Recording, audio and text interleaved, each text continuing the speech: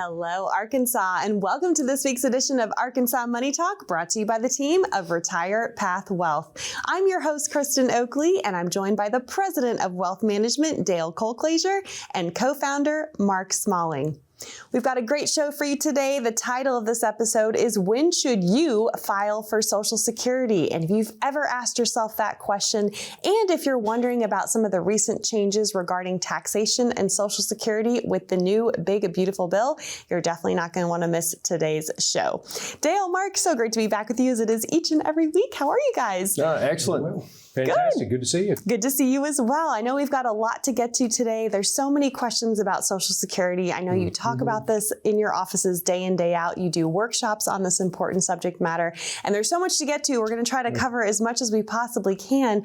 But to kick it off today, we want to set up today's conversation reviewing the basics, because there is a lot of talk out there about maximizing your Social Security benefit.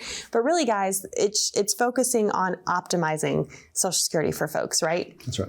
Absolutely. I mean, it's a huge part of most people's retirement income planning, and they don't think. They just think, well, you know what, I paid in, I need to take it, and most people end up taking it early. Mm-hmm. If you take it early at 62, you're going to take a 30% reduction in your benefits. And a lot of people don't realize that. They don't realize is so that. Sad, yeah. And we were already seeing people taking it early, but with so many questions around Social Security, there was actually an article I was reading recently that shows that even more people are starting to take their benefits earlier, even though it was like 80% before that. Mm-hmm. So, it's really something that we try to advise people on our office, and we make it a huge part of our income planning process to look at that. Right.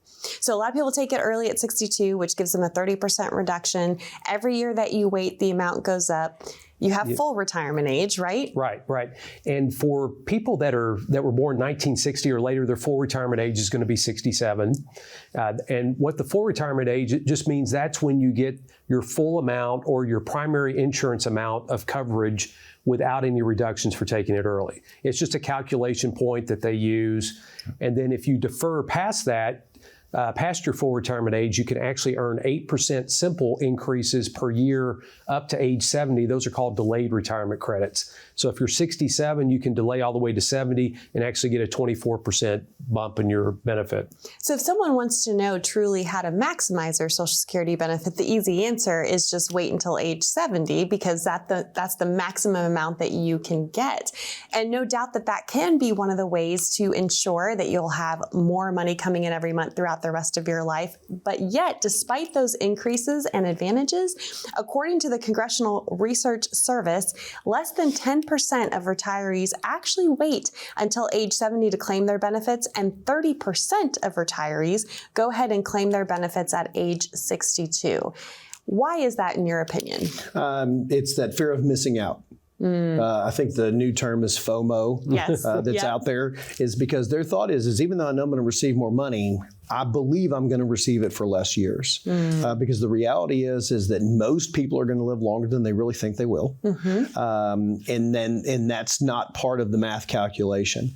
The other side is, and we're going to talk about in this next step here too, a little bit about, is there a break-even point? Mm-hmm. And the reality is the biggest challenge with Social Security maximization is finding a point where the math works out. Mm-hmm. Because the only reason we know we made the right decision is when it's all over with and we can bring the math backwards, and then it doesn't matter. Right. And so the idea is really what we're trying to find is a point between A and B where the client's comfort level with making this decision is optimal. Yes. Well, and that's the hard part, right? If we all knew the day that we were going to pass on, this would be a very easy decision, right? But nobody knows that. So we have to plan with a lot of these unknowns. Right. This is also interesting. I think another issue is that folks plan to work longer than they actually end up working. And this is according to JP Morgan Asset Management. Nearly 70% of workers expect to retire at age 65 or older, but only 34% of retirees manage to work that long. What's going on here?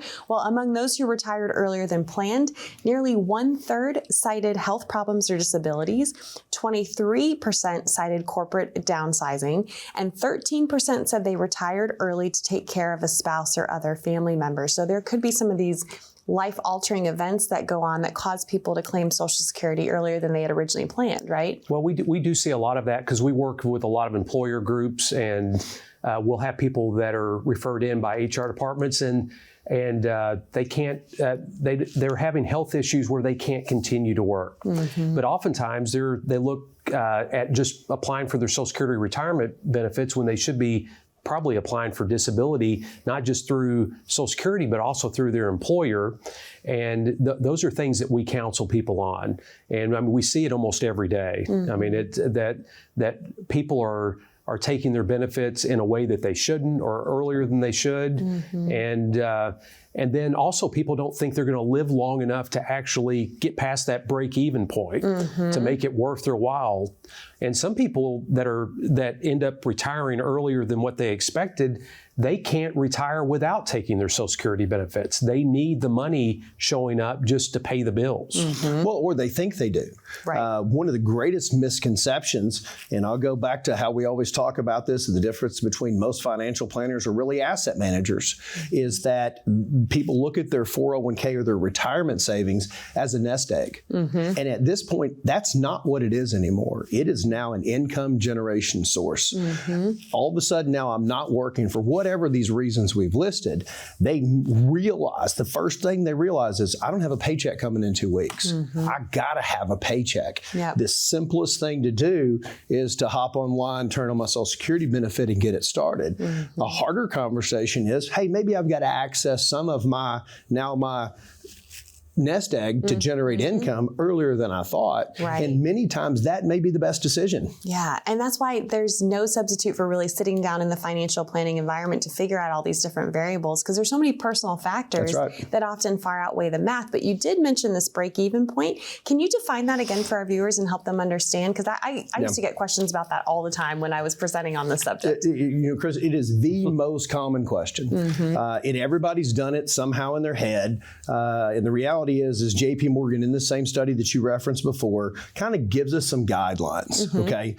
So one of the ideas here is, if you don't expect to live to at least age 77, then maybe financially it's best for you to take your benefit at 62, okay? This is that, again, we're just talking about breaking even where I'm going to get the most amount of money. If I think I will live beyond age 77, it makes most sense to wait till at least your full claiming age. And then if I believe I'm going to live past 81, it makes the most sense to wait always till age 70. Now realize all of these factors are only calculated on a single lifespan in a perfect, this is the day I end scenario. And that's not necessarily how these work. But the problem is most people have done the math calculation. They walk in and they say, Dale, I know it's 12 to 13 years. But what they've done is simple math and not algebra. They haven't gone in and calculated the other income sources they have. They haven't calculated in their other assets. They haven't calculated in the effect of taxes on all of their income. It's just a simple depletion calculation, which gives us a place to think about, but it doesn't have anything to do with the actual outcome of everything mixed together, especially when I then combine the benefits of a spouse as well. Right. So again, so much goes into this. I know we've covered a lot of ground. We've got a lot more to get to today. What would be your encouragement to somebody who's watching and going, gosh, maybe I wasn't aware of all these different ins and outs. Yeah, I'm struggling figuring out when the optimal time is for me to start taking my Social Security. How would you be able to help them through your complimentary written income plan? Right. If this is something that you haven't taken a close look at and actually had an advisor run calculations for you as part of your overall income plan, we really encourage you to call that number on the screen, scan the QR code, set up a time for it to come in, and let us show you what your overall retire path, your income plan will look like, and when the optimal time to take your Social Security would be. Wonderful. Mark, Dale, thank you so much. To our viewers at home, that number to call to get started on your own journey with Retire Path Wealth in the form of this complimentary written income plan is there for you on the bottom of your screen. That number is 866-724-3893. Or if you'd rather connect online, simply scan that QR code and that will get you connected as well. We've got a lot more for you on today's conversation of when should you claim your Social Security benefit and about the new changes with the new big, beautiful bill. Stay with us. We'll be back after this.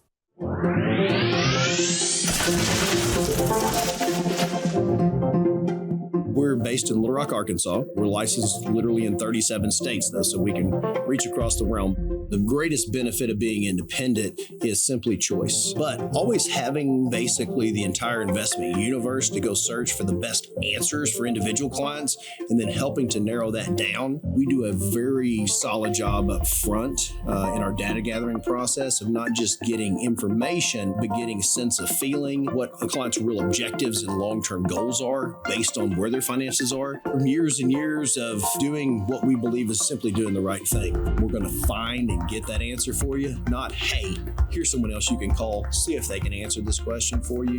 We like to have those resources on hand.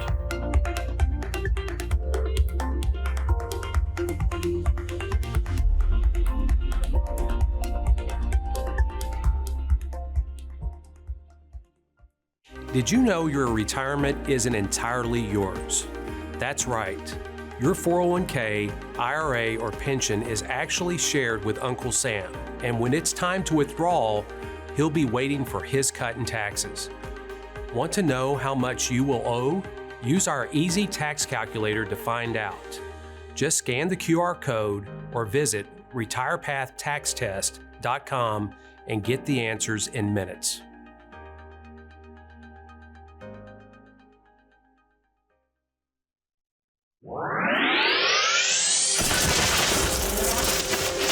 We got to know where we're headed to. So I always call it a target that we're shooting for.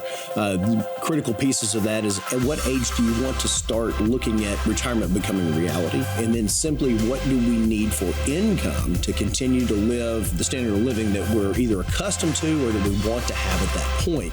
It looks like having a written income plan in place so that you know over the next 20 to 30 to 35, however long that time frame is that you have a sense of security of knowing that you're not going to run out of money. The idea is I like to be as tax efficient as possible, but we're going to be very proactive and futuristic, proactive tax planning. And then once we put that written income plan in place and they can look down to the end and there's still positive numbers left at the end of that calculation, that's the most rewarding part of it because you're going to retire once.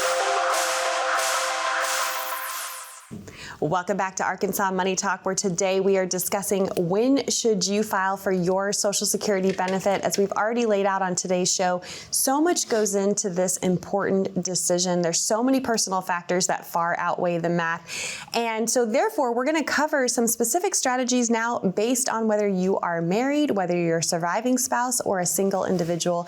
Lots to know, lots to unpack here. I know we're going to keep it really high level today, but let's kick it off by talking about some claiming strategies for married couples. Yes, I mean, when it comes to married couples, oftentimes, we talked earlier about everybody want to take their benefits early.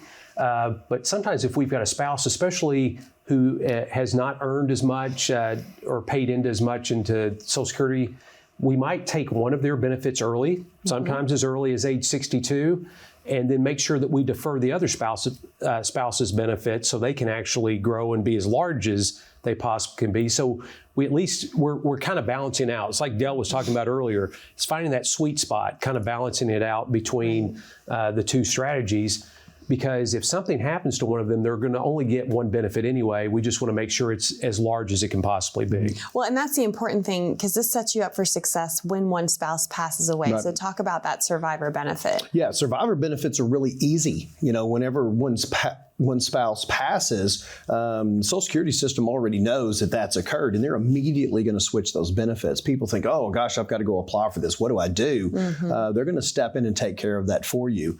The one challenge may be if that spouse has predeceased them, then they're collecting widow benefits, which may be a little more complicated scenario. But again, as Mark just mentioned, many times it makes a lot of sense to set up a different strategy, especially if benefits are different. If they're very similar, we may be following a very similar strategy.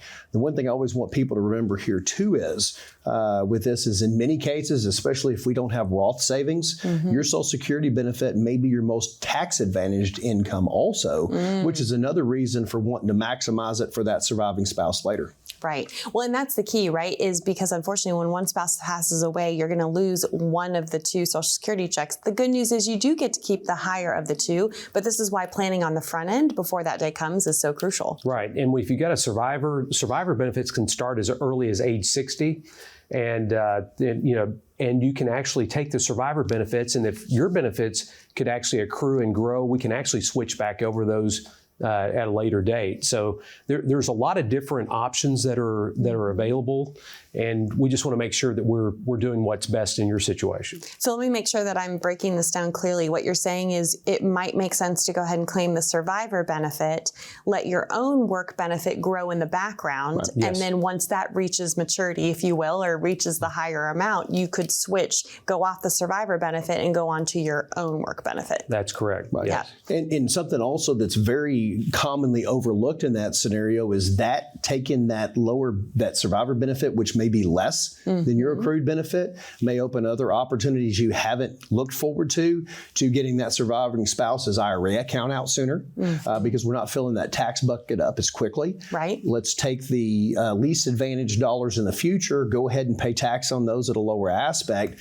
allow your benefit to continue to defer it, increase, pick it up later for a more tax advantaged opportunity as well, and then maybe take some of those additional distributions as qualified charitable or other options from other qualified accounts later. Yes, there's so much to know. Go ahead, Mark. Well, and you also need to make sure if you're still working, earnings tests come into play. That's right. We want to make sure that we're not exceeding those if we are still working and we still have paychecks going in, because we could reduce or eliminate any benefits that are available, and so those are all things that need to be factored in. Yes, I'm so glad you brought that up, because I think the tragedy of folks with the lack of education just saying, oh, I'm 62, I'm going to go ahead and turn it on. A lot of people aren't aware of what's known as these give backs, meaning if you're still working and you make over a certain threshold of income, which in this day and age is not hard to trigger, you could have your benefit reduced and not even be aware of it because they're going to withhold it from you, right? Right.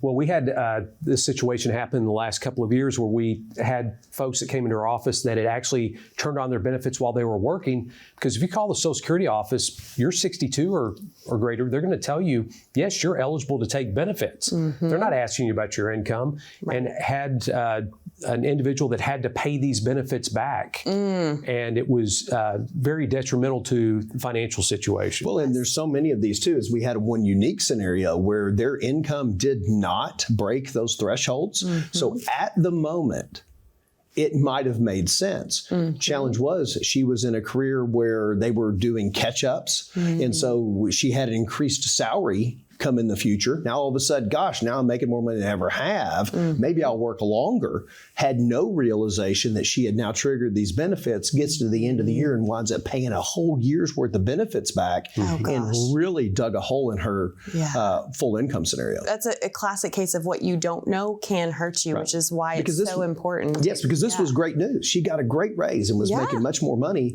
but had, due to other decisions she'd already made, caused an issue. For sure. Real quick, as we wrap up this segment, you also work with a lot of folks who've never been married. How crucial is it for folks in that situation to make sure they get their claiming strategy right when they're just focusing on one set of benefits? Well, it's, the Social Security benefits are an important part of most people's retirement income benefits. So if we want to make sure that we're maximizing what you get and it works along with your income plan, please give us a call, come in. Let us put an income plan together for you so you can have a secure, clear path in retirement. Wonderful. Mark Dale, thank you so much. That number to call to get started and receive your complimentary written income plan is 866-724-3893. Or again, if you'd rather connect online, simply scan that QR code and that will get you connected as well.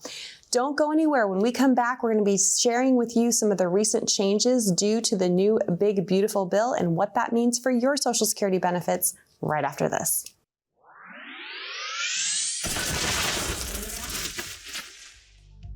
A retirement income planner isn't just a professional resource. They are your advocate, your strategist, and your guide on a journey to a successful retirement. At RetirePath Wealth, we work with families just like yours to customize strategies based on your unique goals, your risk tolerance, and your life stage to ensure your retirement plan aligns with your aspirations. Hi, I'm Dale Call-Clazier, Certified Financial Planner. If you are searching for a fulfilling retirement and confidence in your financial future, give us a call and learn more about how we can help.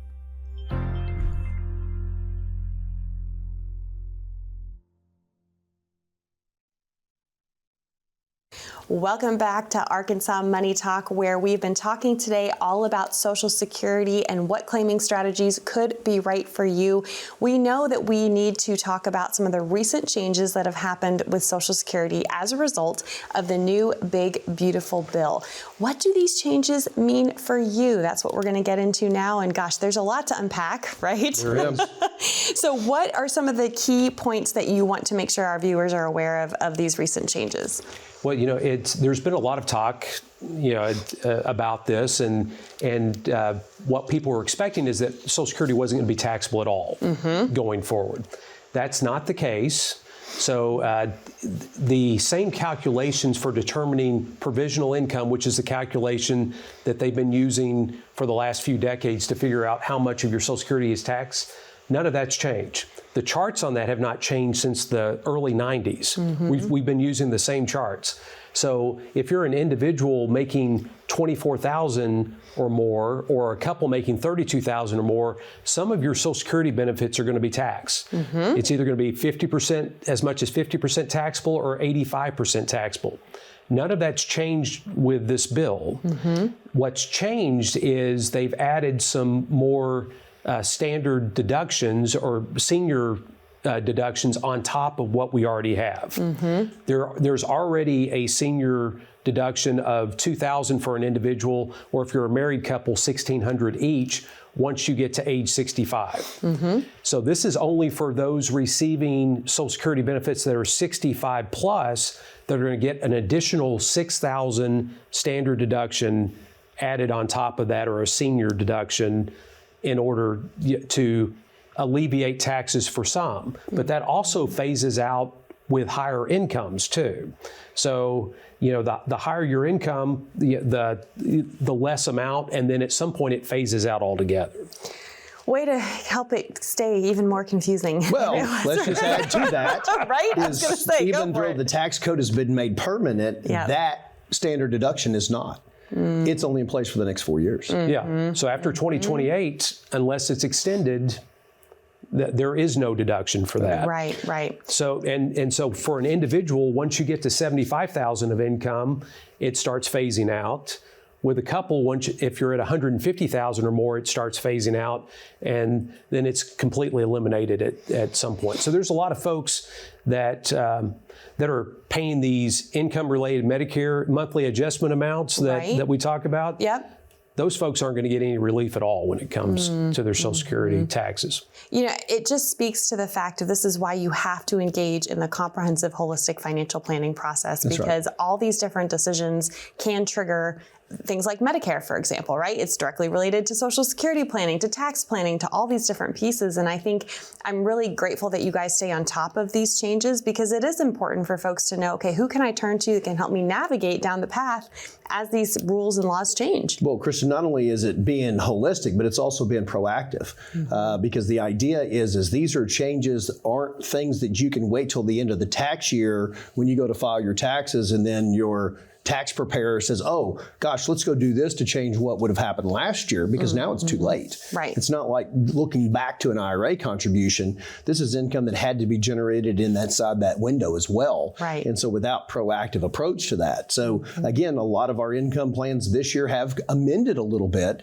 for the opportunity to take advantage of this code that would have been here by changing how the income generates and which sources we use for the next 4 years. Now, granted, we all know what that means is it gets debated again sometime in the next 3 years. So we're going to talk about all this a few years from now again. Right. But what we know now is it's probably more confusing today than it was before the passage of this bill. Well, especially because people have been hearing no tax on Social Security, no tax on Social Security. But really, if you had to break it down, what did this bill actually do? Well, it alleviated some of the tax burden for some of the people that were paying, but not for everyone. Right. Yeah. And so we've had quite a few people call in the past few weeks since, and they're going, gosh, can I stop having my taxes withheld for my Social Security benefits? We're like, probably not.